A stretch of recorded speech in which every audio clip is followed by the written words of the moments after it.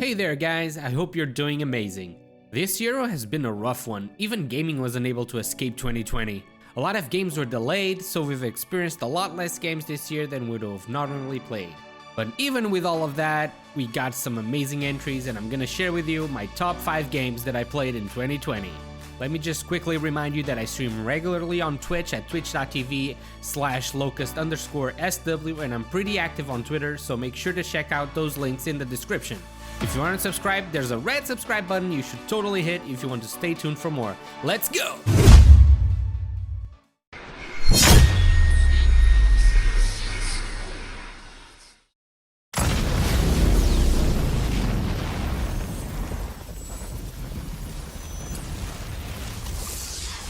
A hero's just someone who doesn't give up. Your dad said that. He was right. Now it's your turn. Go be a hero, Miles. Okay, let's do this. What can I say that hasn't been said about the new Spider-Man games? They're amazing. The swinging. What?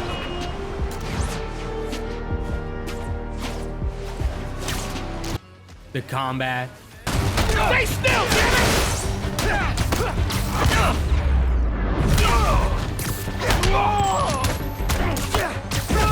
The story and the unlocking of suits through gameplay instead of microtransactions. Happened if he hadn't donned a ridiculous suit and started swinging willy-nilly around the city, performing It's a great package of fun, and I couldn't stop playing for hours on the PS5. Sure, it's a short game, but if you're itching for more Spidey, you can always get the Spider-Man remastered version and play both adventures back to back. Absolutely loved it, and it made the late part of 2020 much more bearable and made the PS5 launch a bit more special for sure.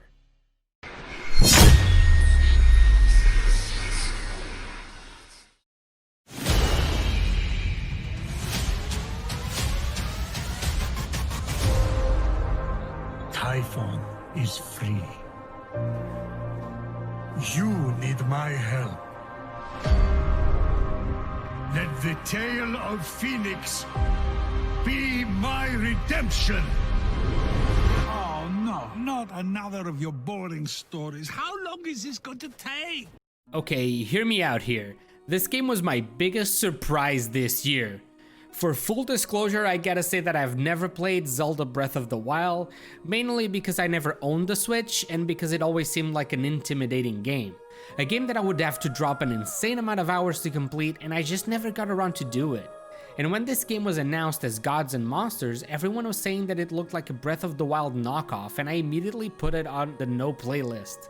Eventually it was rebranded to Immortals Fenyx Rising, and I saw a few trailers being shared around, and I can't lie, my interest started peaking a little bit. Closer to its launch, I ended up subscribing to the Ubisoft Plus service, which means I get to play any game from the Ubisoft lineup of games, and I decided to dive straight into the game the day it released. This is where my amazement began. The gameplay is fluid, and surprisingly, it had a lot of layers to it. The story is very simple and with a very, let's say, cringe humor vibe, but I don't think it ever crosses the line into full cringe territory. The game is super accessible with a bunch of fun puzzles and challenges to solve and a bunch of upgrades fully attainable by just completing missions around the world. The combat for me is the highlight of the game. I had tremendous fun with the combat, and because I actually took some time to get upgrades and complete puzzles, I was a little bit too overpowered. Shit, let me boost up defensive attack. Come on, little bro. Hit me. Oh.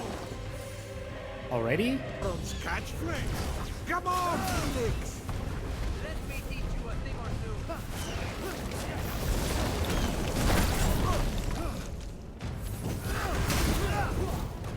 Wow, I'm kicking his ass. You have many powers with upgradable paths, and it just makes creating combos amazing and rewarding. My best was reaching like a 400 plus combo. All in all, I really don't mind that it was inspired by Breath of the Wild, because in the end, I believe it ended up with its own identity, and I'm really looking forward to the Season Pass content.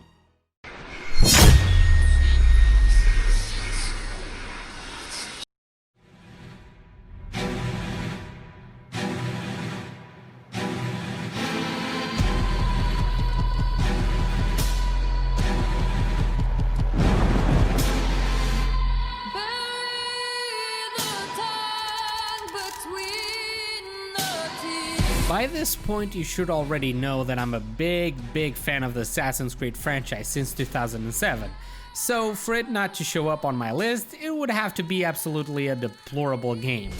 I've made a bunch of videos regarding Valhalla, including a review. Check it out in the card up there, and the link is also in the description, so I'm not gonna extend too much explaining why this game deserves to be on my top 5 of 2020. Valhalla stays pretty much on the same register as the previous 2 games, but with some modifications that make it a much better game. There's a much better story, courtesy of Darby McDevitt and his team, that finally makes sense within the pre-established lore of Assassin's Creed. There are no more blips on the map and pointless forts with checklist objectives to complete. Also gone are the repeated items of loot that you would get in the previous games. Every piece of gear is unique, and doing the side content doesn't feel as much of a chore as it used to. The graphics were also a step up from Odyssey, and the combat feels heavy and brutal like it's supposed to. I really enjoyed Valhalla, and I can tell that a lot of love was put into it, and obviously it also has flaws, but seriously, go check out my review if you're interested in knowing more about the game. Links are in the description.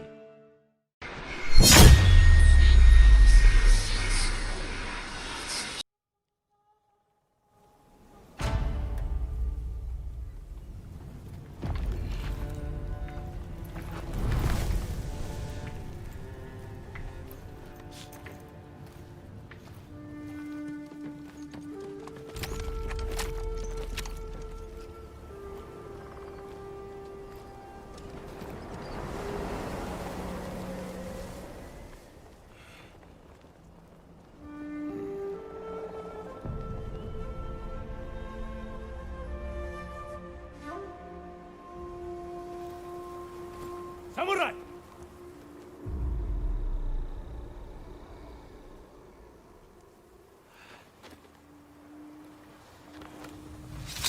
Chi Urudo Run!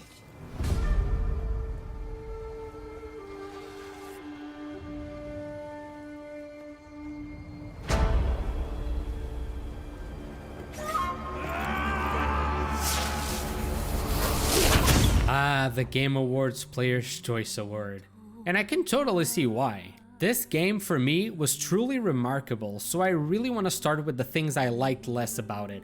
The story was very simple and predictable, some side quest lines extended for far more than they should, and you still had some of the open world RPG tropes with the checklist objective fulfilling. But really, that's about it. Everything else in this game really surprised and amazed me. There are 2 sword-based combat systems that I hold as the best so far. One is from Sekiro Shadows Die Twice, and the other one is from this game right here, Ghost of Tsushima. The combat is stance-based with a lot of unlockable upgrade moves that can be obtained by beating enemies in the world. It looks amazing, you can feel the hits on the enemies, and it's brutal.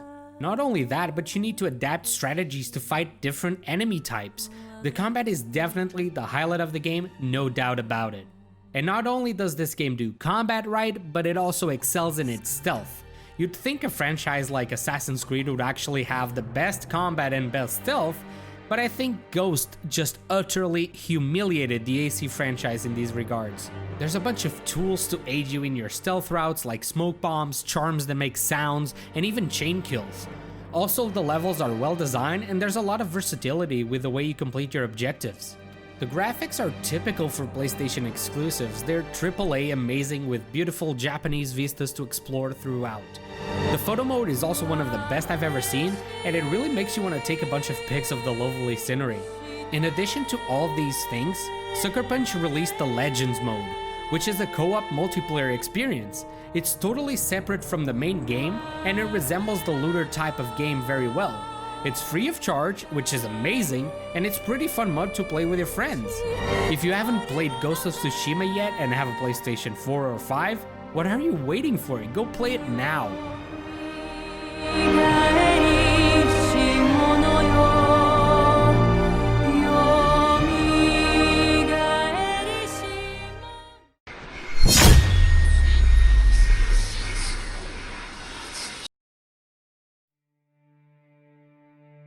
I know you wish things were different.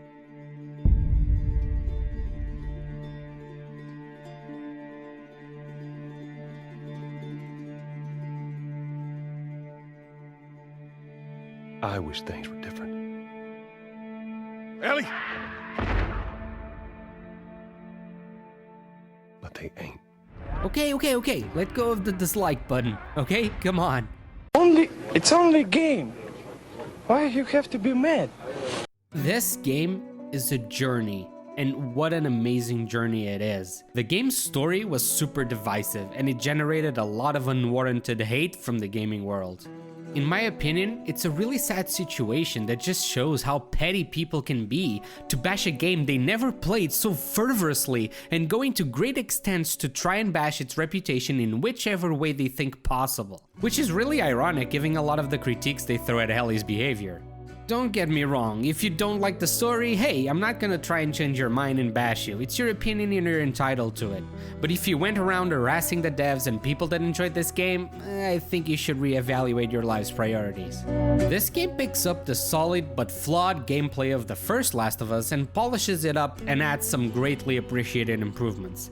Ellie is very different to Joel. You trade off impactful and strong blows from a burly guy with some agile and swift strikes of a switchblade knife by a nimble girl.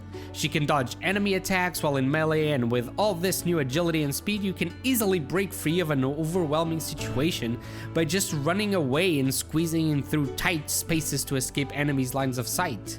There's also a lot of verticality to play around with, and I never stop having fun doing aerial kills. Might be someone here. Look, it's there!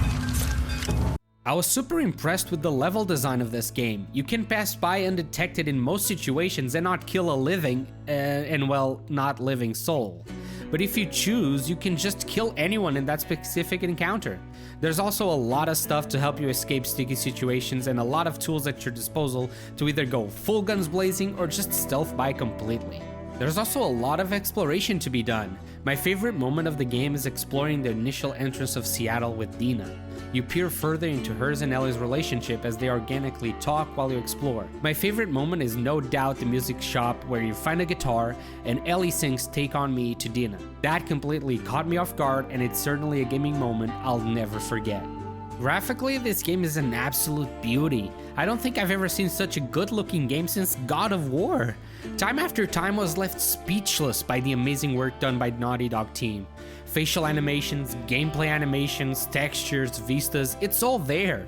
Santa Monica and Naughty Dog have set the golden standard for gaming graphics. And oh my god, I could keep going for hours about this game. Simply amazing, my game of the year, for sure.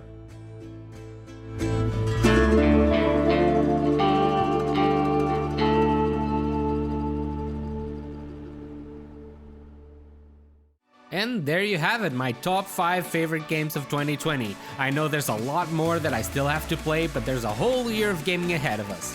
What were your favorite games this year? Tell me in the comments below.